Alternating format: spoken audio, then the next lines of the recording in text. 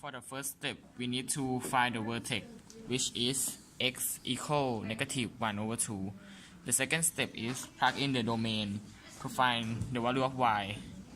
Then when we get the value of y, which is 3 and 7, we do the graph 1 and then we will get the range, which is 0 and 7. So for question B, gx is equal to x squared minus x minus 2. As you can see, this is the standard form. We need to, before we do anything, we need to change the standard form to the vertex form. So x squared minus x minus 2, when you divide the middle 1, you get 1 over 2 as the front of the x is 1. And you get the first sign, which is negative, so it's x minus 1 over 2 squared. And if you square negative 1 over 2, you get 1 over 4. So we need to change this to negative 2. So we need to minus it with negative 2, 1 over 4. So this is the vertex form. So as you can see, the vertex of the graph should be 1 over 2 and negative 2, 1 over 4.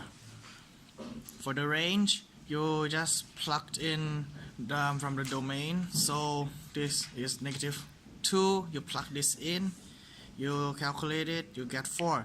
So the first point is negative 2 and 4. The other one is 3, so you plug in 3, you also got 4. So the second point is 3 and 4. So therefore the range for this problem is negative 2, 1 over 4 and 4. For this question, the 11C,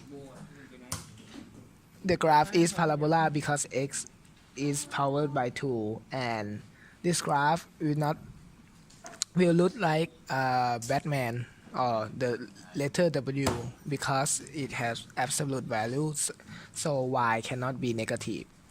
For the domain is between x is between negative 2 and 3. So we can plug in x into the function. So if I plug in negative 2, y is going to be 6. If I plug in negative 1, you get it into 2. 0 get 0, 1 get 0, 2 get 2, and 3 get 6.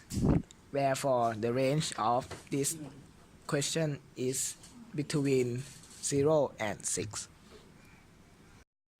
So for D, you find the vertex first, and when you find the vertex, you get this. It's x equals 1.414, and I'll tell you later why that matters. But before that, you plug in the 3 into the equation, and then you get negative 4, and that's your one of your range. But I'll explain to you why we get this graph.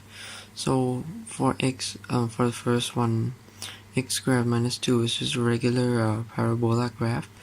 However, when you put absolute value over it, the part that goes below negative flips back up, because if you have absolute value, you can't have a negative.